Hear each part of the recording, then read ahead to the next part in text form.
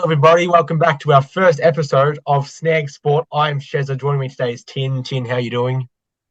Yeah, I'm going all right, mate. That's very good. Well, I just want to explain quickly.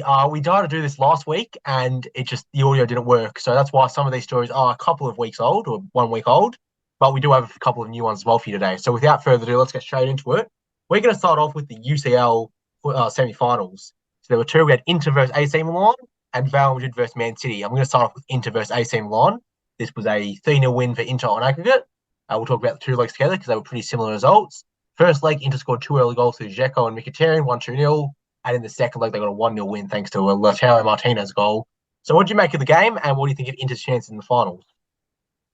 Well, I think both games were really good games. They're both really close games, and there was some genuine quality from both sides. I think AC Milan were really unlucky to get to not score any goals in both legs. There were some really quality chances from both sides, but I think where it mattered, I think Inter were more clinical, and that's how they got away with the result. Yeah, I agree. I was pretty impressed with Inter. Obviously, I saw Dzeko score, saw Mkhitaryan score, two players who, past their prime nowadays, they can still clearly contribute. Got a few players like that, Inter. And then obviously in the second leg with Lautaro Martinez, he scored and he's linked with Chelsea. He's a great player. I reckon he'll go all the way. He's only 24, I think, so we'll have a great career. But I think in the final, it comes down to him and also Lukaku. Because Lukaku, it was okay when he played during the match. He didn't do that much, but I reckon if he can score, if Martinez can score, then we'll have to see if they can win against Man City. We'll get into their semi soon. But I just want to talk about the crowd. Obviously, a local derby between two teams who share the same stadium. That wasn't even really a home side. What did you make of that? Were you impressed with the crowd? I mean, yeah, it's a different atmosphere. We're both Australians, so when it comes to atmosphere, most of our sports tend to be pretty dull. So when you watch European sports or even US sports, it's always very impressive to see how attached people are with their clubs. And I think the Milan derby is one of the prime examples of like passion and like and just how connected that these communities can be to these clubs. And I think it really was an incredible spectacle in both games. Yeah, I have to agree. We saw obviously in 2005 that crazy, I think it was a quarterfinal matchup between them when the Flares came on the pitch and hit Dita. No Flares this time. The game wasn't called off, but still some very impressive crowds, some very impressive atmosphere. I think Milan will bounce back from this. Obviously, they've got to qualify for top four now. That's their goal. They're currently sitting fifth, and a lot of their fans want Stefano Pioli out.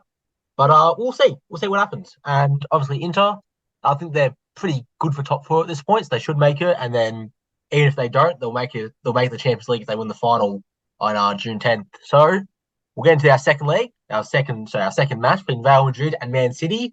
We'll split this one up a bit because it was a bit of a different story between the two legs. So first leg, 1-1, a goal from Vinicius and then another goal from De Bruyne. Two incredible goals, by the way, from two of the best players in the world. What did you make of that first leg where it was 1-1 and we weren't really sure who was going to come out on top? I mean, it was an excellent game, really. Just two quality clubs going at it, two excellent defenses holding up, two excellent goalkeepers who are playing pretty much out of their minds. And obviously, we saw those two quality goals from Vinicius and from De Bruyne. And it really just was an incredible game. And it's just what you come to expect from the Champions League. I agree. It was a very good game to watch. Obviously, a bit disappointing you never get a winner. It was a draw, so the second leg was still to play. But I was impressed. I thought Vinicius, he was incredible. I was impressed by De Bruyne. I was impressed by, I think, Benzema. He was a bit quiet, but he impressed me. And both defenses impressed me as well. I thought Kyle Walker did incredible on Vinicius, even though Vinny got a goal. And I was really impressed with just that entire City defense to hold Benzema from scoring, only letting Vinny score one. But now we'll get into the second leg, where it was a bit of a different story. We both predicted Man City to win the second leg last week, but I don't think we expected this much. It was a 4-0 win to City. Nara Silva got himself a brace. Manuel Akanji scored, and Julian Alvarez also got on the score sheet. What did you make of that incredible display from City, where they just looked unstoppable in that second leg and the Etihad? What do you think of it? I mean, I think it's classic Manchester City. It's what most people expect from them. I mean, mostly in the Premier League, but to have that sort of performance outside in Europe, in a European competition, it really shows their quality. And I think when you consider what happened this same time last season, it shows just how much this Man City team has matured and how much better this Man City team has gotten. And I think, well, there'll be definitely a lot of people who may have written them off who are definitely going to be, looking at them in a different view. I mean, that's an incredible performance for sure. Yeah, and I just have to say, I think if Pep Guardiola is credit, there are times where he puts out a team that you just think, how is this possibly going to win? and he just proves you wrong. They played a 3-2-4-1 formation against Madrid, which is a formation you've never heard of. John Stones was playing as a DM. They had Bernardo Silva on the wing, and somehow they still looked incredible. I think a lot of people have criticised him this year, Guardiola. A lot of people over time have criticised him for not getting City a Champions League. Sometimes he makes weird choices. I thought João Cancelo being loaned out during January was weird and not getting a left back to replace him, but they don't need fullbacks anymore. They're playing with three at the back. He's never done that before, and he's doing it now. And I'm just impressed by Guardiola and his entire City team. What do you think? I mean, his tactical ingenuity is not like anyone else in the world. I mean, it's really it's really incredible how these crazy tactics just seem to work. I mean, like you said, I think it was 3-2-4-1. That is, it's definitely a position that if you played that in Football Manager or in FIFA, it's definitely one that gets a lot of question marks. So to see it being played out on a massive stage and to see it work so fruitfully for Man City, it really just shows just the genius of Pep Guardiola. Yeah, it definitely does for sure. What are your final predictions? We've got Inter Milan versus Man City. I think Man City are the favourites. Inter are obviously going to the underdogs, but we've seen underdog stories before. What do you think of it? I mean, this Man City team is definitely a different one from the ones last year, and even the ones that made the final 2 years ago. I believe. I think, I think City will get up 3-1. That they're just a different team this year, and now that and the way they're playing, both in the Premier League and in the Champions League, I think they are looking almost unstoppable. Yeah, I agree. Like you said, they just look different this year. I've actually got 3-1 as well. I reckon Haaland will get on the score sheet, maybe De Bruyne as well, and should be a pretty comfortable City win. But yeah, City are just an incredible team, man. I mean, they're on for the treble. They beat Chelsea on the weekend. If they beat the FA Cup final against United and then Inter in the Champions League, they've won the treble, which is something that only one Premier League team has done before, which was United all the way back in the 90s. So, I mean, we're watching an incredible team. We're watching history. And even as a Liverpool fan, I can't help but enjoy what City are doing. But we will move on now. We've got another game. Oh, sorry, not another game. What am I saying? We've got another story in football, and it's between a player you may have heard of. His name is Lionel Messi, the Argentinian winger at PSG. He might be moving to Saudi Arabia, where of course sorry, where of course Cristiano Ronaldo is playing as well. What do you think would happen to the Saudi league just for the growth in the game in general in that country if they had Messi and Ronaldo playing together in the league? I mean, it would do absolute wonders for the growth of the game in Saudi Arabia, I reckon. I mean, Saudi Arabia already as is a big football nation. Their clubs consistently win continental trophies in Asia, but to have two superstars playing in the same league almost every week would be incredible. I think the favourites to get Messi are Al Hilal, and it would be incredible to see a big derby between Al Hilal and Al Nassr with Messi and Ronaldo playing each other every like twice this season, maybe even three times with cup games. And I think they'll bring a lot of eyes to the Saudi league. They'll obviously bring in revenue, and then they can hopefully throw it back into grassroots football in Saudi Arabia. And we could be watching the growth of a Saudi Arabian powerhouse here. Yeah, I agree. Obviously, we saw Saudi in the World Cup. They beat Argentina. They beat Messi, and then they did lose to Poland and Mexico. But I was impressed by that win against Argentina. And like you said, it's looking like we'll go to Al Hilal. Al Ittihad have also on the cards. Al Nassr, where Ronaldo's playing, looks very, very unlikely. I think you'd have a lot of money to get them both on the same paycheck. But no, I think that if Al Hilal get Messi, obviously there'll be Al Hilal versus Al Nassr games, there'll Messi versus Ronaldo, and there'll be broadcast deals everywhere. Like even in Australia, no one cared about the Saudi League 3 months ago, or no, not 3 months ago, maybe 6 months ago when Ronaldo wasn't there. And suddenly I can see Optus, I can see BN Sports, I can see KO, I can see all of them bidding, trying to get their hands on the Saudi League because I can aside from the Premier League, it's probably going to be the most wanted league to watch in Australia and all around the world. Like I can see like countries like Iceland and like Panama and just random countries with no relation to Saudi Arabia who suddenly want to watch the Saudi Arabian league because Messi's there, Ronaldo's there. Why wouldn't you watch it? So obviously we'll have to see what happens. He hasn't made his choice yet. He's got offers from Barcelona to return. The MLS could happen. He could even return to Argentina. So we'll have to see what he does. But the money's definitely there in Saudi Arabia. So if he goes to that, we could be seeing Messi versus Ronaldo again very, very soon. We'll move on now to our game of the week. This is a segment we're going to do each week. And this one is going to be a League One playoff promotion match between Sheffield Wednesday and Peterborough. This game was incredible. Peterborough won the first leg last week. They won 4-0, and it looked like Sheffield Wednesday had just no chance at all. And then all of a sudden, Sheffield scored 4 goals during the first 90 minutes of the second leg at home. Peterborough pulled one back to an own goal in the, I think it must have been like 105th minute or something around that. Sheffield managed to find a fifth, despite being down extra time, and then they win 5-0 on pens. And I have to tell you, it was one of the most incredible things to watch live. What an incredible achievement for Sheffield Wednesday. What did you make of that match?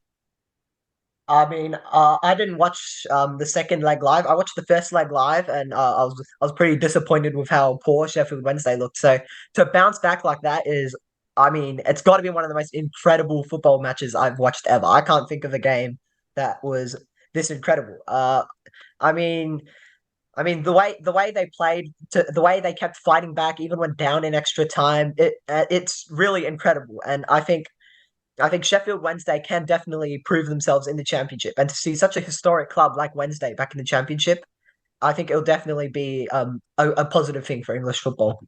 Yeah, well, they're not quite there yet. They do have to go to Wembley. They have to play Barnsley in the final, but I'm supporting them now at this point. I want to see Sheffield Wednesday back in the championship. And man, what an incredible story! It reminds me. I don't think we've seen a playoff moment this big since Trudini versus Leicester. And like you see that goal, Trudini's goal against Leicester all the time. You see the pitch invasion. It's just such an incredible thing to watch. And I got those same chills watching Sheffield Wednesday versus Peterborough.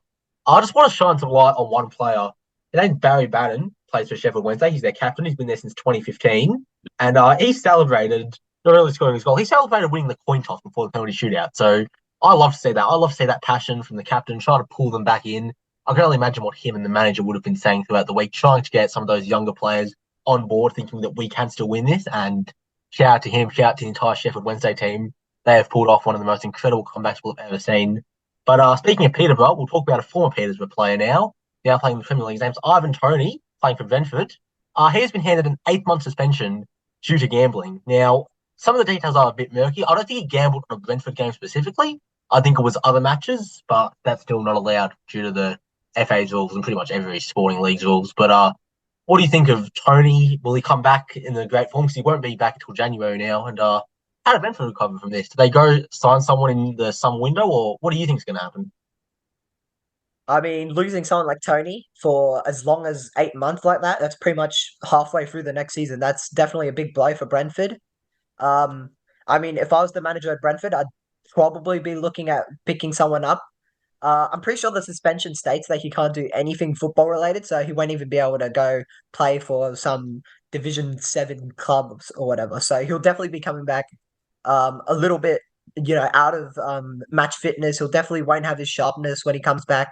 So I think if I was Brentford, I'd definitely look for someone to maybe cover for Toney as he slowly tries and get his match fitness and his match sharpness back.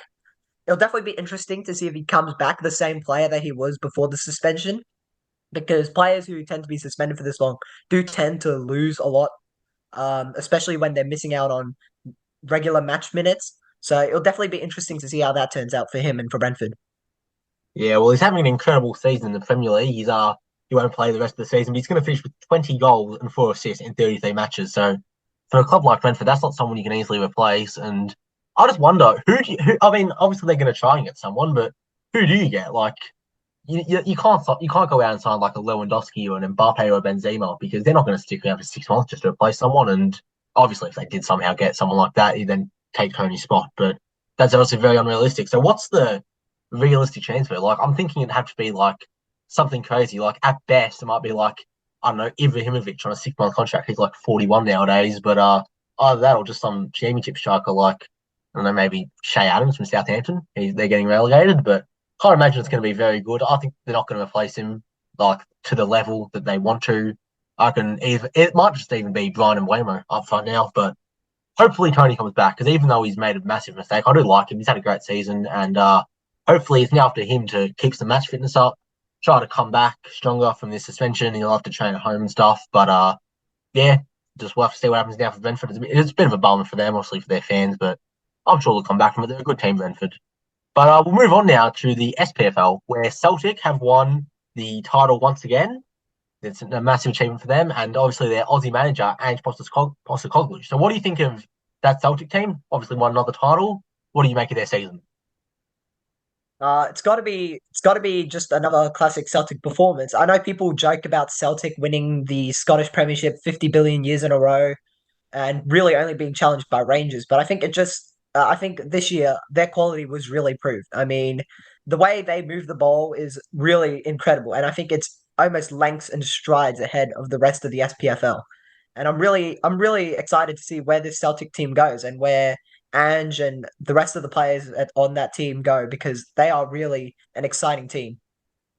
Yeah, I agree. And I've enjoyed watching Celtic. It might be my favourite Celtic team to ever watch. It's not your typical Scottish team with those guys like Lee Griffiths and Scott Brown and team. Now you've got players who they move the ball. You've got guys like Kyogo, Jota, Hatate, and man, it is fun to watch. When they go forward, they look like they're going to score every single time. I've watched a few of their games, especially the ones against Rangers, and man, every time they've played, they've just impressed me so much. Obviously, obviously as Aussies will focus on Ange a bit. I think he's done wonders at Celtic. He was doubted by, I think he's been doubted pretty much everywhere he went. When he went to Japan, people thought, oh, it's just an Australian manager. When he went to Celtic, they thought, oh, it's just an Australian and Japanese manager. But every single time he gets a job, he's impressed so far. And I think his next job could be in the Premier League. His next job could be with, I don't know, with a Southampton. Obviously, they're getting relegated, but it could be with a promoted club, or it could be with like even Tottenham. Tottenham are looking for a manager. I've seen rumours that Tottenham might go after Ange Postecoglou, and I'm not sure their fans are too happy about that. I don't think English fans see Ange quite as highly as we do in Australia. But I'd love to see him in the Premier League. I think aside from Patrick Norbo at Troyes and League One, we don't have any managers in the top five league. And obviously, you'd rather have players than managers. But end of the day, I want to see Aussie managers managing in the top five leagues. I've enjoyed seeing Norbo at Troyes. I want to see more of that. I want to see Postecoglou on Match of the Day in the Prem. So we will have to see what happens. But if Postecoglou got a Premier League job, do you think it'd work out? I mean, we'll just have to see how it goes. So far, everywhere he's gone, he's won trophies and he's proved himself as a capable manager. And I think he certainly is still a capable manager. And I think getting into this stage of his career, I think the Premier League is a worthy challenge at this point. And I think if even if not with our Tottenham, like you said, with a promotion club or with a mid-table club, I think it'll be a good chance for him to prove himself. And I'll definitely be excited to see how it goes. Yeah, so will I. I'm really happy for him. Obviously, Aaron Moy as well. He's kind of revived his career. Went off to China. No one thought he was that good anymore, but man, he's really impressed in this SPFL season. Celtic fans love him. But we're going to move on now from some Australian players to the Australian League, where it is all kind of kicking off. We're basically through our final series at this point. We've got one more semi-final to go between Adelaide and Central Coast. We already know the winner of Melbourne versus Sydney. We'll get into that. But it's obviously with all the protests and everything like that. It's just been such a crazy final series. So we'll try to sum it up. I think we start from the semi-finals where Melbourne City played Sydney last night in the second leg of the semi-finals. It was a 1-1 draw going into that match, and then they ended up just destroying. There was a goal from Good. Rodwell scored an own goal. Tiller got on the score sheet, and so did Van der Ven. Max Burgess also got a red card for Sydney. So what do you make of that Melbourne performance? They're obviously going through to the final now. What do you think of that team? While trying to avoid a lot of buzzwords about Melbourne City, it was a really good performance. It was what you expected from Melbourne City. So I mean, they after that red card, it really felt like momentum really shifted towards City, and especially in that second half, like they were just absolutely going all cylinders out, and it was just what you sort of expected from Melbourne City in these last couple of years. I think a lot of people were expecting a City win. I mean, they've had an incredible record at home, but to this degree, I don't think anyone could have predicted that, and I think it just shows their pure quality again. Yeah, I have to agree. I'm a City fan. I didn't go to the game because I'm against the APL's decision. I'm boycotting the finals, but I went to a pub. I watched that. It was incredible to be there to watch that game. And I'm so proud of the boys. Obviously, last season we lost to Western United. That was a bit disappointing. Season before we won it. It is kind of going to suck that we're not going to have the grand final in Melbourne. We'll get into all that later. But no, I'm going to watch the game either at a pub or at home in Sydney. I hope the boys will get up, whether that's against Central Coast or Adelaide. And yeah, I'm just really proud of us. I'm proud of the team. But we will move on now to the second semi final, which is between Central Coast and Adelaide. Now, that second leg is going to be on tonight. Uh, so I've had a complete mental break and I forgot the score.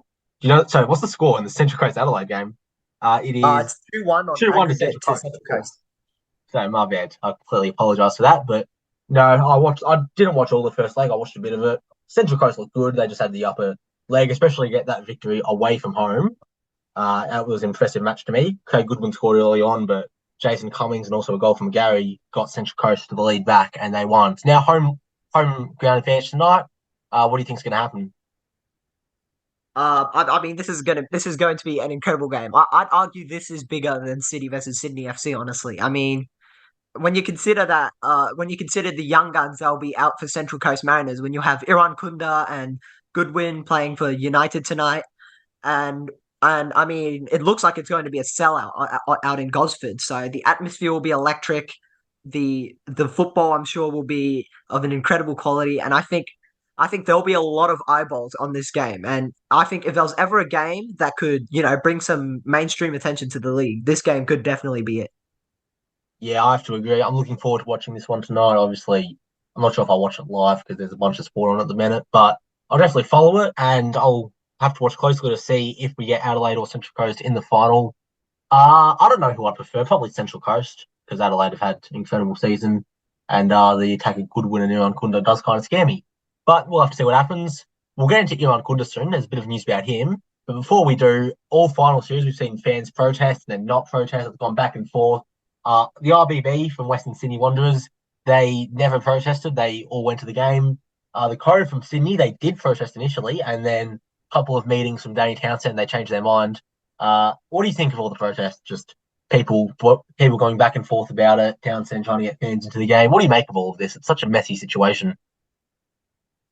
I mean, yeah, like you said, it's a bit messy and it's definitely contentious among fans in Australia. But I think one thing that it does bring to light is just how shut down that football culture is in Australia. I mean, in Europe, if something like this were to happen, like say a cup final from like say the Dutch Cup final got sold out to like Saudi Arabia or something, then there would be mass protests and mass riots. Fans would be all over it, and give it a couple of weeks, and I'm sure the board definitely turns it over. But in Australia, when fans try and do stuff like boycott or put up banners and stuff, you get the mainstream media does tend to shun football fans in Australia, and they do tend to, label football fans as hooligans or as criminals, and it's really unfortunate because I think Australia has the potential for there to be a massive football supportership in Australia, and but it feels like every time Australian football takes one step forward, it's two steps back, unfortunately. Yeah, I agree. Like you said, I think the best example to compare it to would be the Super League from a couple of years ago in Europe. Big six clubs in England, and then clubs in Italy and Spain as well. And those fans protested and protested and protested, and I think it took like 30 days to get their way. Whereas, we've protested a bit. There's been inklings, a lot of backlash on social media, but unfortunately, just hasn't been enough. Townsend's going to stick with his decision, obviously, at this point. And yeah, but like you said, the mainstream media, they haven't been much of a help. I think that every time we hear about the mainstream media in this country, it's just they help AFL, they help soccer, so they help cricket, but soccer just isn't that. We're not going to get that support, and it is a bit disappointing. It's a bit disheartening, really, at this point. I think we're getting a lot of help from Simon Hill. He's gone on mainstream media a bit, and he's talked a lot. But aside from that, we're kind of behind on where the AFL and cricket are. But unfortunately, we're not going to change the decision. I'm not sure if we'll change it all over the 3-year contract. Once the contract's up, we'll have to see. But yeah, there's not much we can do about it at this point. Obviously, if you protest, protest. If you don't, don't. We're not here to tell you what to do or what to not do. But yeah, it's a bit disappointing at the end of it. It's just all a bit disheartening. We'll move on to some happy news. As I mentioned before, Nestory Irankunda, he is potentially getting a move to Bayern Munich. Now, this would be so incredible for our country, just for the growth of the game. You see, to tune into a Champions League on a Wednesday morning, you've got Irankunda playing against Barcelona or against PSG. It's quite massive. And obviously, he's got a long way to go. I do think Bayern are going to loan him back out to Central Coast. Oh, sorry, saying to Adelaide. They're going to loan him back out to Adelaide for the 23-24 season. And then for 24-25, he should be in Bayern. He might get another loan. We'll have to see. But either way, for Irankunda to be contracted on Bayern's cards, and if he plays for Bayern even in preseason games, what could that do for our country to see one of our own playing for such a massive team in Europe? I mean, it'll be massive. It'll be massive for Australian football. I mean, right now, just having a kid who is so young and go and firing these absolute worldies into the net every 2 weeks is big enough. I mean, it feels like every couple of weeks I'm going to school and I feel like I'm hearing people just talk about, oh, did you see Aaron Kunda do this, Aaron Kunda do that? Now imagine the whole country talking about this 19, 20-year-old kid in Germany, and they're saying, "Oh, did you see this kid? He's Australian and he scored against Barcelona. He scored against Manchester City." I mean, that is massive for the game. We saw what happened to football in Canada when Alphonso Davies got that move to Bayern. We saw what happened when, obviously, when Pulisic got that move to Chelsea, and now and they're playing consistent games for their clubs. It's a massive thing for nations that aren't typically soccer mad. And I think it's really going to be massive for Australia if we have this kid, scoring goals in Europe and, rising to that star level.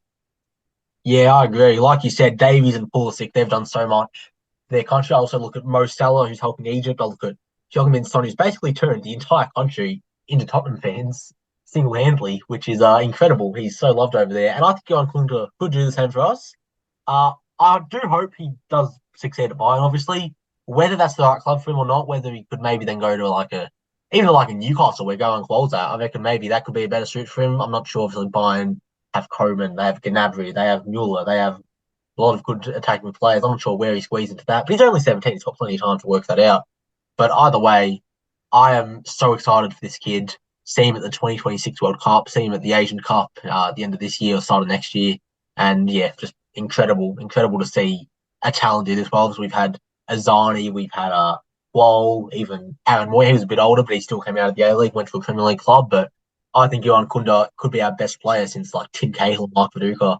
The sky's the limit for this kid, and I love watching him. But we'll move on from one wonder kid to another. We're going to talk about Cam Peupion, who got his debut for Brighton against Newcastle. Unfortunately, Brighton lost the match 4-1. But he's only 20 years old. He's playing in the Premier League. And what do you think of him?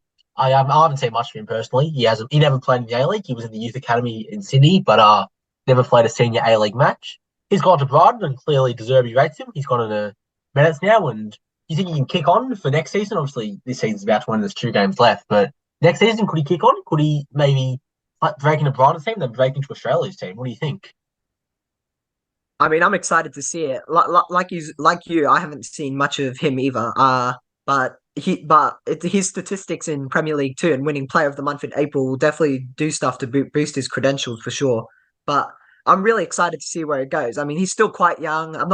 I don't have the exact number on me, but he's still so young, and I think he's definitely under Brighton. He's definitely going to grow. I mean, Brighton has produced so many good stars in recent years.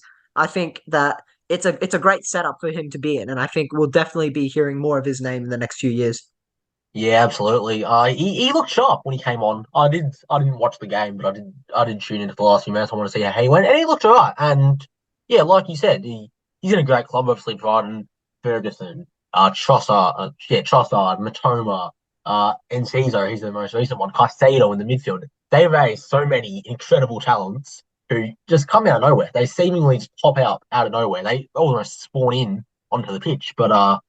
Yeah, I think Pupin has a chance to be another one of them, and hopefully, yeah, breaks into Ryan's team, breaks into Australia's team, and maybe with him and Qual and Irankunda, we've got ourselves a pretty good attack for the next few years. But we'll move on now to the SD, the National Second Division. It has been confirmed it will be happening.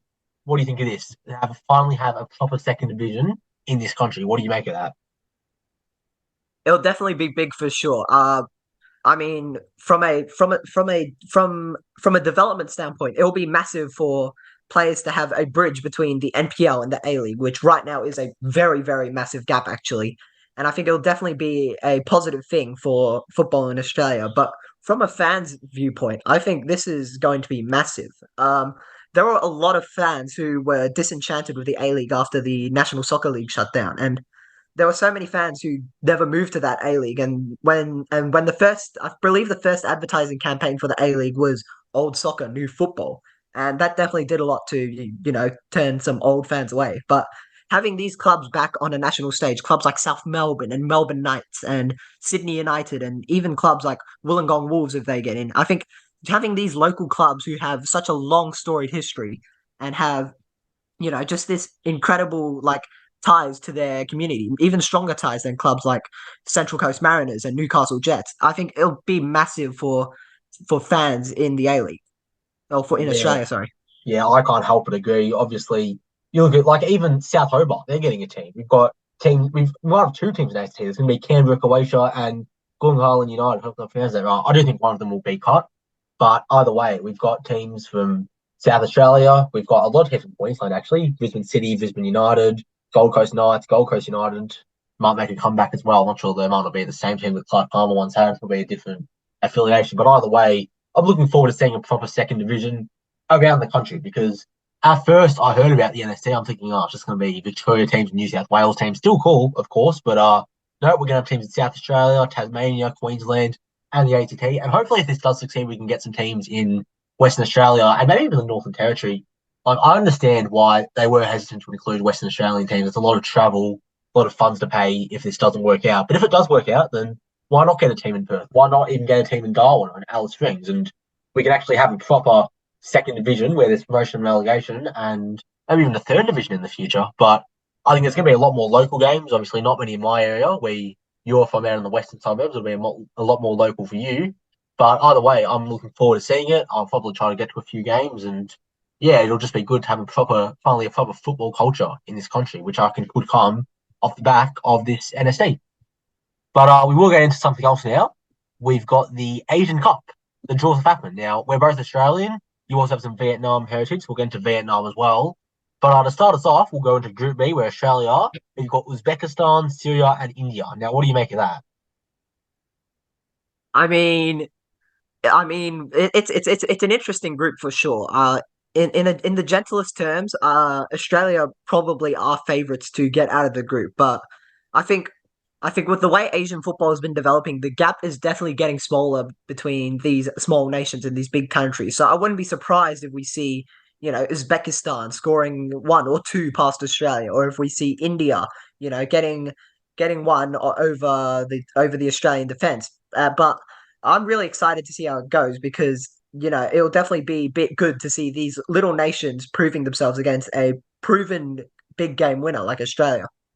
Yeah, that's what I'm looking forward to as well. And I hope that Uzbekistan or Syria go far, or India even. I'm a big fan of underdog teams. We saw Burkina Faso make it out of the most recent AFCONs. Iceland, their story in the Euros in 2016. Morocco went to the semi-finals of the World Cup last year. So I'm looking forward to seeing hopefully another underdog story. I'm not sure where it comes from. Maybe whoever gets out of Group C with Iran, which is either the UAE, Hong Kong, or Palestine. Uh, that'll be interesting. But we'll move on to Group D, where your Vietnam are. We've also got Japan, Indonesia, and Iraq. And Vietnam make it out of that group. I'm interested. I mean, I believe there is a chance. Unfortunately, it is a slim chance, but I believe there is a chance that Vietnam can make it out. Like I mentioned before, the gap between smaller nations and the larger nations are getting smaller, and I think Vietnam have proven they can take on these big nations. I mean, I think it was a two. We had a 2-2 draw against Japan in the last Asian qualifiers for the World Cup. I think we had a 1-1 draw against Iraq, and we've beaten Indonesia multiple times before in Asian Cups and in Asian games. And I think I'll definitely be excited to see how we go. It'll definitely be very interesting to see just how hard the players work for this because some of these small nations do show up to these tournaments and they don't really put in that much of an effort because they do feel like that at the end of the day they're finishing at last. But I do really want to see these Vietnam players try their best because I know the whole nation will be behind them. I know everyone will be watching back home. They'll be eagerly anticipating, just how far the Gold Star Warriors can go. Yeah, I agree. Obviously, Vietnam is a very strong culture, Vietnamese culture in Australia. I know a couple of Vietnamese people. And I hope they make it out. I enjoyed watching Vietnam in the World Cup qualifiers against Australia. Obviously, Australia beat them 4-0 in that game in Melbourne where Craig Goodwin did his debut. But I think Vietnam scored a goal, which was ruled offside, unfortunately. But even then, I watched Vietnam at times and I thought, hang on, this team is actually pretty good. They're not the minnows. They're not the minnows that I thought they were. And hopefully they show that in the Group D of Asian Cup and maybe get out second. Obviously, Japan, they're definitely going to win that group. But Vietnam make it out second, and then we'll have to see what happens from there, or even get third. I'm sure third place teams get out of the Asian Cup. All right, so on to our next story, our last football story for this podcast, and it's a pretty emotional, heartwarming one. Berry Football Club, who were disbanded in 2019 due to financial problems, they are officially coming back under the name Berry FC at their home ground. There were a few problems between this. Their Phoenix club, Berry AFC, They were originally against a merger, but now it will finally happen. Berry AFC and Berry FC will merge.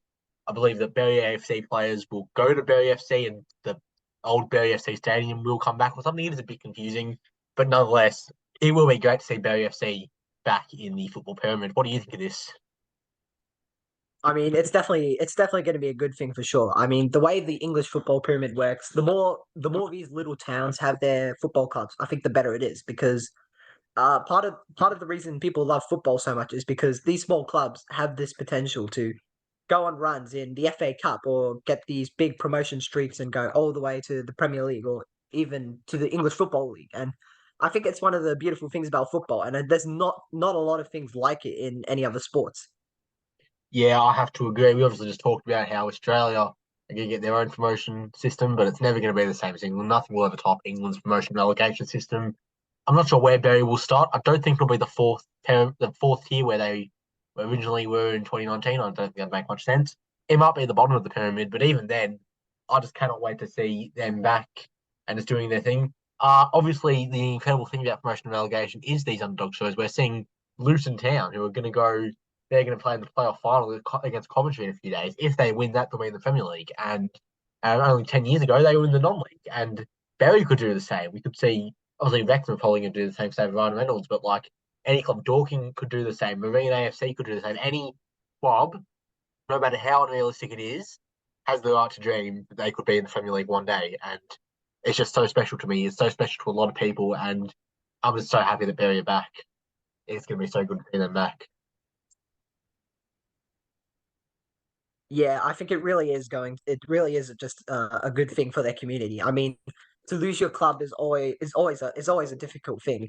So the fact that they'll be able to get their club back, no matter where it is, if it's in English league, whether it is in the English League Two or in the Northwest Division counties, whatever, wherever the hell they're playing, I'm sure the fans will follow, and I'm sure they'll be very happy to see their club back to the big time very soon.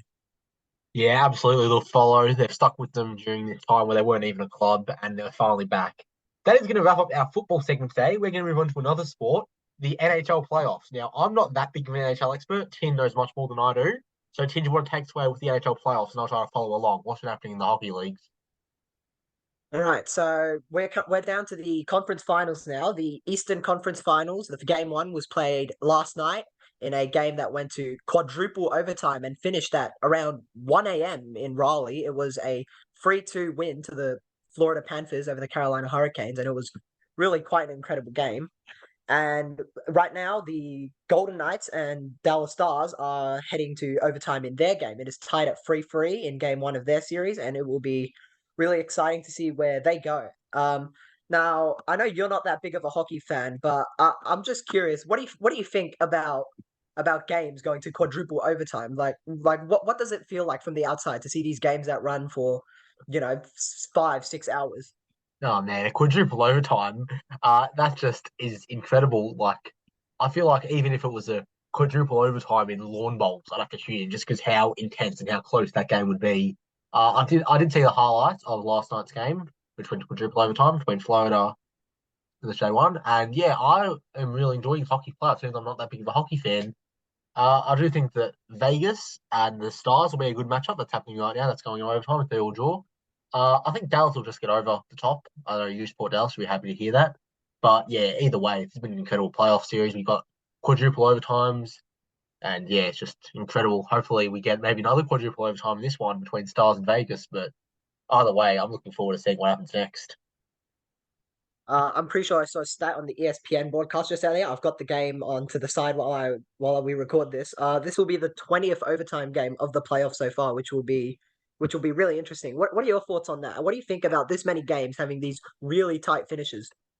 Well, it's why so many people love hockey and why so many people love sport in general. Like that hit say quadruple overtime to get to a point where the players have played three additional overtimes and you still can't separate them. I mean, that's what you love to see. You love to see the players leaving it all out there. You love to see just people fight and fight because it's easy. Just get to that second overtime and it's like, oh well, at this point, what's the point? Let's just concede a goal. We'll get the next time. But to see a game go to quadruple overtime, see nobody give up, to fight and fight and fight, it was incredible to watch. I was pretty happy for Florida when they won, but man, just what a series and hopefully the rest of the series is going to go on as well. Hopefully the Stars Vegas one has a similar impact. We'll see that go to overtime soon. But yeah, just incredible.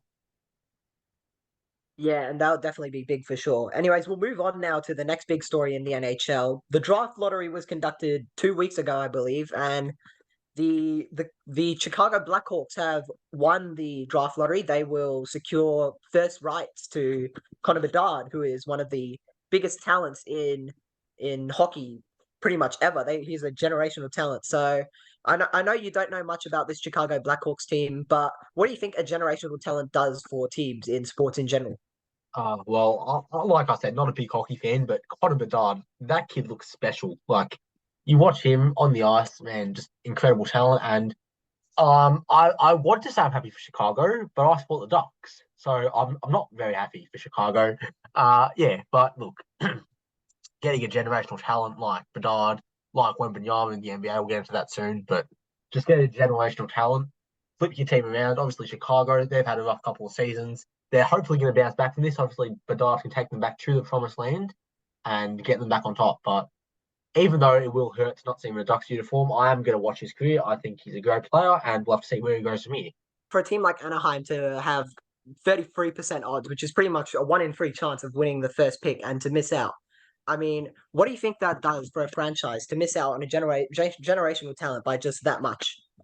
Well, I can tell you firsthand, it hurts. I wanted Bedard. I want to see him playing in Anaheim in a Ducks uniform. I'm sure the front office aren't happy. We still have pick two. That's the thing you've got to consider. We haven't missed out on everything. We get pick two. I'm not quite sure who that is, but I'm sure whoever it is will help us grow our team. We obviously got Trevor Zegras. I've loved watching this kid play. He's our center. He's only 22. Got a future ahead of him, and hopefully we get a pick two partner with him, and maybe we can get the Ducks back to the promised land. I'm not sure, but either way, yeah, we'll get someone decent. Congratulations to Chicago. You've got a generational talent, and yeah, we'll see the next season. See Bedard play next season for Chicago. Hopefully he does well. I wish him the best. Yeah, I'm sure the second pick will definitely be good. There's definitely a deep draft class in the NHL this year, but we'll move on to a big story in the NHL. The Arizona Coyotes had a council vote there was a council vote in Tempe to approve a new arena for the team, and that vote has failed, which will definitely be interesting to see. Arizona has committed to playing in Arizona for next season. They'll be playing in the university arena that they're currently playing in, but it's definitely a tricky situation to be in. So I just want to ask, what are your thoughts on it so far? Look, it's an interesting situation, isn't it? To not get that ticket of approval, to miss out on the new stadium. They will still be in Arizona next season, of course, but obviously Arizona, it was always going to be tough. It's a very warm state, and obviously, I mean, four teams, the final four teams in the NHL this year are all in warm cities, so obviously it's not impossible to succeed. But you've got the Cardinals. Obviously, Arizona's a massive football state. You've got the Suns as well having a great season, or were having a great season. It was always going to be hard for the Coyotes to compete in that market, but I'm sure there are some loyal Coyotes fans out there, and I hope that maybe the Coyotes can pull through and stay in Arizona for them because you never like to see a team relocate. You sort of like Seattle when the Sonics left in the NBA back in 2008. You saw how that hurt the fans. You saw just how relocation in general hurts.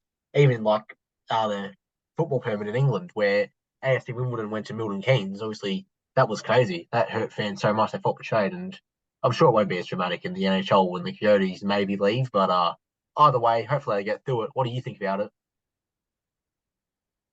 Yeah, it'll definitely be interesting to see. So we'll move on now to the NBA playoffs. Now, this is not my area of specialty. You'll definitely know more, so I think I'll hand this over to you. Yeah, I'll take it from here. So the NBA playoffs are now we're out of four teams, also now conference finals. We've got the Heat and the Celtics on the Eastern Conference side, and we've got the Nuggets and the Lakers on the West. Now, this has been an interesting series because a lot of people want to see Lakers Celtics finals. Obviously, Lakers and Celtics have been rivals since day one. You go back to like the Wilt versus Russell era, then you've got Larry versus Magic, then you've got Kobe versus Pierce, and now people want to see another one of them. People want to see Lakers Celtics. It's not looking so good at the moment. It is looking like the Heat and the Nuggets are going to meet up. The Heat have a 2-0 lead over Boston, and both those games were won in Boston. You've got to keep that in mind. Miami going back to Miami with a 2-0 lead. The next two games played at Miami, and I mean, they could sweep them at this point. It's incredible. As for the Nuggets, they did win both of their games at home, but still 2-0 up. massive. And Nikola Jokic, man, he's just playing incredible at the moment. Now, do I think the series is over for Nuggets LA? I do not. I think LeBron and AD can claw back into this. They've got some great players. You've got Hashimura, you've got Austin Reeves, you've got D'Angelo Russell. He's really been struggling these first two games. We'll have to see how he goes. But for now, maybe they can get back into it. Heat Celtics when I was convinced. I think for Boston to not win either game at home, man, it's not a good look. Now they have to go to Miami. They can get a result in Miami now. They can't slip up in Miami, and I'm not sure. I think that series is going to be probably a Heat sweep, or Heat in five at the least. Lakers Nuggets might go to six, but I do think it's looking like a Miami Denver finals at this point. Now I know you're not a big NBA fan, but what do you make of all of this? I mean, it's definitely been interesting to watch. I've definitely watched a lot more of the Nuggets Lakers series for sure. I watched the game last night at school with at school with a couple of friends, or yesterday, I should say. And I think from what I watched of that game, I think the series is far from over in the Western Conference. I mean, the Lakers have proved that they can contend and they can compete, and it's been exciting to see. But really, I think on the Eastern Conference, like you said, it's definitely a tough battle. I mean, a home court advantage is a big thing in most sports, and so to pretty much throw that away and to give the Heat, that 2-0 series, and then to head back to their turf, it will definitely be really, really tough for them to recover. Yeah, and look, it's tough for Boston at this point. Obviously, Tatum and Brown they have to lift. I think they've just been so inconsistent, Boston, this series. Like, yeah, Tatum had an incredible game seven against Philly. He dropped 51, but you've also got to consider in game six, in the first three quarters, he had 3 points over three quarters. I think Jalen Brown, his entire career, he could be an all star. He could be maybe not quite MVP level, but he could be up there, and he's just too inconsistent. So then you compare that to Miami, where Jimmy Butler, he just goes off every single night, especially in the playoffs. Every single time you give that man the ball, he's going to get in the net one way or another, whether it's through points or assists. But yeah, I think Miami have this one in the bag now, which is a bit disappointing because I'm one of those people who want to see a Lakers Celtics series. But yeah, not going to happen, I reckon, at this point. It looks very unlikely. So we will move on now, though, because there is a bit of news down to the other side of the standings where the draft lottery happened. Now, like Connor Bedard, the NBA have a generational talent in this draft. His name is Victor Wembanyama. He is from France. He played for Metropolitans in the French League or in the Euro League. And now he's coming out to the NBA, and he will be playing in San Antonio with the Spurs. Now, I cannot stress what a massive get this is and how good this is for Wemby's career.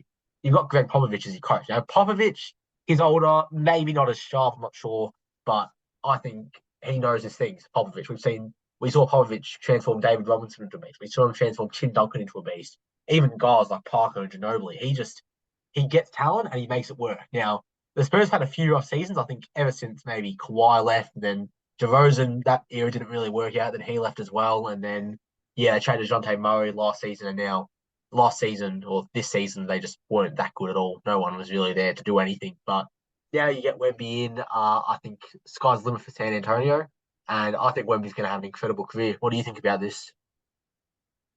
I mean, yeah, like you said, Wembanyama is a generational talent, so he will definitely be massive for San Antonio. He'll definitely be I mean, I can only speak from a hockey perspective, but he will definitely be the sort of player that changes cities, and I think he'll definitely be the one that will San Antonio as is already a big basketball city, and they already have that proven championship success in the past. But to bring that success, but if he can bring that success back to San Antonio, I think the whole vibe around that city will be different. And if he stays there and he creates a massive dynasty, I'm sure he'll definitely be remembered for a long time. Yeah, I agree. I'm sure he will get some good results for San Antonio. Will they win the championship next season?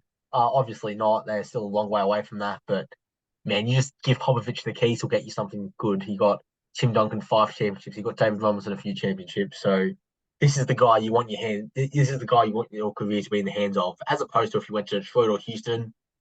They've won championships, but they're just not as good as the Spurs. I think the Spurs are an incredible front office. They know exactly what to do, and man, huge for his career. I can't stress that enough. I was so happy for him when I saw he was going to San Antonio, especially because Tony Parker, another Frenchman, and both you as well, used to play there. So there's already a bit of French heritage, the Spurs, and I'm sure we'll be adding to that. The Spurs might become the most popular team in France if they weren't already. So looking forward to see him play. Looking forward to seeing him in the NBA, and yeah, and the Spurs. We'll move on now to our final NBA topic about LeBron James' son, Bronny James. Now he has committed to USC for college ball next year. It was a bit of back and forth. There was a people thought he might go to Ohio State. We saw that a lot of him and his dad, LeBron, went to a lot of Ohio State football games together.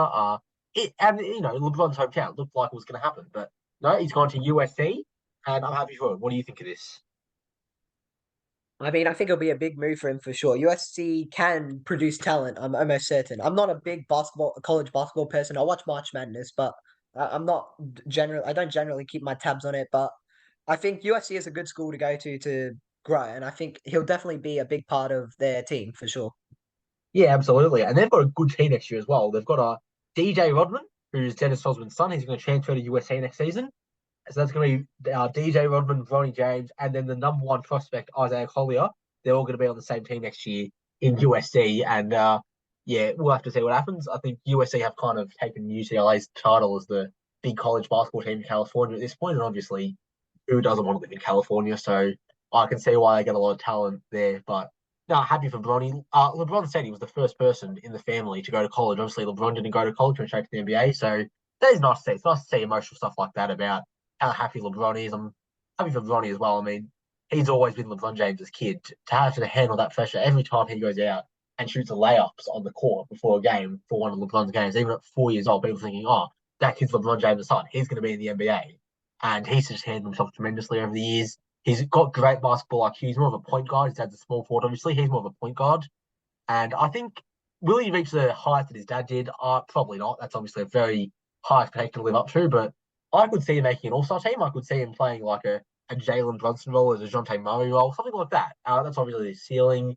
Maybe more realistically, he's like a sixth man off the bench, like a Malcolm Brogdon. But I do think he'll have a very good career in the NBA. And I'm happy for him to go to UCS. Yeah, so USC. But that is going to end our basketball segment. We are now going to move on to the next segment, which is NFL. And I do want to add a trigger warning for vape for our next subject, but we are going to talk about Matt Araiza, who has been found, no, hasn't been found in anything, but there are speculations that are starting to come out about him not being at the party where a gang rape took place in the summer of 2022, which lost him his spot on the Bills. Now it's looking like maybe he wasn't there, maybe this hasn't happened, and maybe he could get back into the NFL. Obviously, if he's found innocent, he does deserve a spot in the NFL. He's a great player. But what do you think of this? Well, it's definitely a contentious situation for sure, but I think I think it's definitely interesting to see what happens if these allegations get cleared up and he gets found innocent because obviously he's basically had his career ruined off of an allegation that might not even be true. Again, I say that very lightly, but like really, depending on how this goes, I think like the effects on what has happened to him and his career will can't be understated. I mean, it'll definitely be tough for him to make it back into a roster. I mean, don't get me wrong, he's still an excellent punter. That's why he's so highly rated. But I think it'll definitely be interesting to see like which teams really do want to pick him back up after the allegations because there'll always be doubters for sure. Yeah, absolutely. And obviously, this is going to go to court pretty soon. I think it's been a year now, so I can't imagine a court case is that far off at this point. Uh, if he is found guilty, then yeah, lock him up, throw him away. If he's found innocent, that changes things. That does make him innocent by law, and then yeah, I think he deserves for an NFL roster. Like the guy can punt. He got drafted as a punter, and how rare is that for punters and kickers to get drafted in the draft? So if you're getting drafted as a special teams player, you're clearly good at something, and he's clearly good at punting. So the guy can punt incredibly. I just did mention though the other day. I think there should be a rule that he should return to the Bills because I don't want the Bills. Like, if he goes to the Jets, a division rival, it's up for them. He gets the Jets to the playoffs, and the Bills suffered from that. The Bills did the right thing at the time. Like, we need. I cannot stress enough how serious rape issues are, obviously in the world, but especially in sport. We've seen a lot of times that teams disgustingly try to hide up rape cases, and the Bills didn't do that. The second they found out, yep, cut. And if he's found innocent, I think he probably should return to Buffalo because he probably has a couple of rough feelings with Buffalo now, but man, the Bills really should be punished for doing what was the right thing because that's now sent a message that yeah, not on. Obviously, I mean, obviously it's not on, but there's you keep a player who is accused of something on the list, and young boys out there are going to think, okay, well, it's still not that good of a deal. He's still playing football, so I think he should return to Buffalo. What do you think of that? Do you reckon maybe I'm not on the right track here, or do you reckon maybe there should be a rule saying that players who get cut for legal reasons should have to return to their team if found innocent.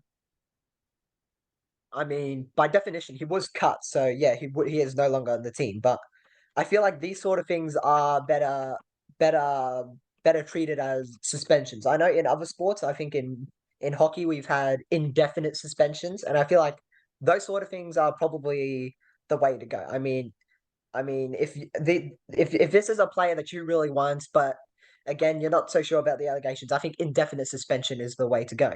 He's still on your team. He's still a squad player, but he isn't really on the list because he's indefinitely suspended. But again, it's a touchy issue, for sure. I do feel like if the Bills don't get him back, and if he goes off to some division rival like the Dolphins or the Jets or even the Pats, there will definitely it will definitely be a big effect on the Bills for sure, and there'll definitely be a couple of pretty upset Bills fans. But again, it's very contentious, and it's definitely a tough situation to unpack for sure. Yeah, I agree. Obviously, suspensions. Like, I look at Mason Greenwood, who's been accused of some terrible things. He's still on Manchester United's list in the Premier League, and he's getting paid £75,000 a week. Despite this, so he's made over $1 million and being suspended for something which obviously he hasn't been found guilty by a court of law. But what was posted by his ex girlfriend was very distressing, and I mean, I'm not going to make any speculations, but it looked pretty bad. So I'm not sure how he still gets to make over £1 million from that. But I think that's enough of that. We'll move on to a much lighter subject now, and that is that in Detroit, an Australian used to play for the Gold Coast Suns in the AFL, now a Detroit Lions tight end, Patrick Murtagh, will be on the Lions roster, assuming he makes it out of the training camp. What do you think of this? This is pretty big for Australia, right? I mean, where can we go from here? Where does our talent see here? We've got a lot of punters, but we're going to have a tight end now. We're going to have someone who could catch touchdowns in the Super Bowl. Like, what could this do for our game? I mean, yeah, it'll definitely be big for NFL in Australia. We were talking about Irankunda earlier in the podcast and what he could do for Australian soccer. I think if Murtagh gets big, he can do that for NFL. I mean, NFL as a sport has always had the potential. That's why it has a free to air broadcast rights in Australia. That's why you can turn on the TV on on a Monday morning at 5 a.m. and you can watch the NFL. It's always had the potential, but I think to have an Australian player will throw the game into insane new levels. There have always been people who have kept tabs on the NFL, or at the very least have been curious around Super Bowl time. But having a player who is in one of us, he's out here kept making touchdowns, and he's a tight end, so making these big defensive plays as well. It will definitely be a huge thing for the league for sure. It will definitely be big for AFL fans who've been a little what's the word? Reluctant to tune into the NFL too. I mean, most of our NFL products, most of the AFL products have been punters, and we've had Jordan Mailata, who was an NRL player, and he'd brought a lot of eyes from rugby league fans over to the NFL too, especially around Super Bowl time. But I think this could be big for getting AFL fans to, be interested or even potentially swap codes. Yeah, I agree. I think the way I have to look at it is an AFL player, an American playing the AFL. Obviously, his name is Mason Cox. He's on the Pies. He's doing 6 minute interviews in the USA. He's trying to get Americans interested in the AFL, and we're much more interested in the NFL than Americans are in the AFL. So I don't see why we can't maybe, obviously, if Murtagh does well and if our other prospects do well over there, why can't we have like a semi-professional league at the least? Why can't we have kids playing football, inter-school sports in high school? Like, the sky's the limit, man. And I hope Murtagh makes it a successful career, whether that's with the Lions or with someone else. And yeah, I just hope for me he kicks on and he gets Australians really interested in the NFL because I think he's definitely got the potential to do that. But yeah, speaking of our football, move back over to the AFL. It's our last story for the day. It's a recent one we added on quite late onto the list. Alastair Clarkson, he is taking time away from North Melbourne indefinitely due to his mental health and also we mentioned physical health as well. But it has been a very rough few months for him. I think ever since the grand final, we first got allegations of him mistreating Aboriginal and First Nation players, him and his assistant coach Chris Fagan, now the coach of the Lions. But look, whether he did it or not, we don't know yet. That's the story. But how do you think the media has handled Clarkson? Like, he hasn't been able to say his own story. What do you think? How could they have handled this better? Did they do the right thing? Has Clarkson done anything wrong? Obviously, that's a debate. But what do you make of this whole situation? I mean, yeah, like the whole Matt Araiza thingy, it's obviously contentious, so we'll have to watch our words here. But I feel like this is a thing that happens not just in sport, but in celebrity culture too, where news gets revealed and people take the media's word and they absolutely share the absolute hell out of it, and the media and eventually fiction becomes fact. It's a thing that happens a lot in culture, and I think it's really interesting to see just how far some of these things can go. I mean, if these allegations are real, then yeah, they're spreading it and making it aware probably will turn out to be the right thing in the end. But if it turns out that, again, I'm saying this very lightly, if these allegations were proved to be false, then what's happened is we've just taken a man, we've ruined his livelihood, we've ruined his reputation, and it's definitely a tough thing for someone for sure. And I think the way the media goes, it can be a bit extreme for sure. So it's really an interesting thing for sure.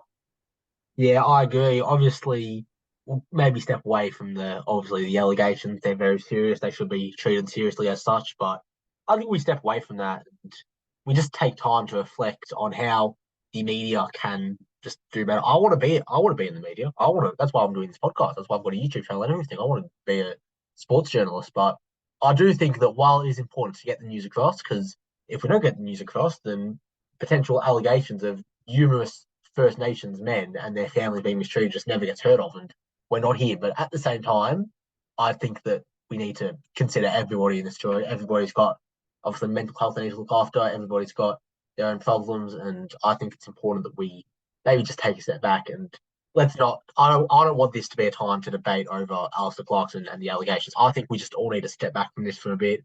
Obviously, that the legal procedures still go on if there are any of them, but either way, I think it's a bit sad to see him go because I was looking forward to seeing him back in North, and they've had a rough season. They're I think 2-7.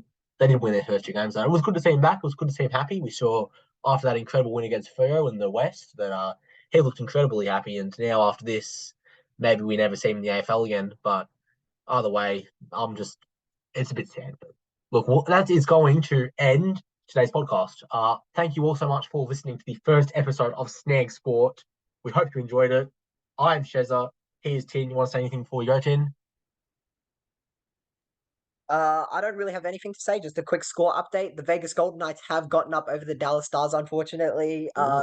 It was a good goal from I missed his name, but it was a good goal. Bit of a goaltending blunder from Jake Ottinger of the Dallas Stars, and it's gone in. So Vegas are now up 1-0 in their series. Yeah, that'll be interesting. So that is going to wrap up the podcast. If you missed it, the Vegas Knights are now 1-0 up over the Stars. Florida up 1-0 in their series. Obviously, a long way to go, but it could be a Florida Vegas final series, which I'd watch that. That'd be a good series. But that is going to wrap up the podcast today. Make sure to subscribe to the channel.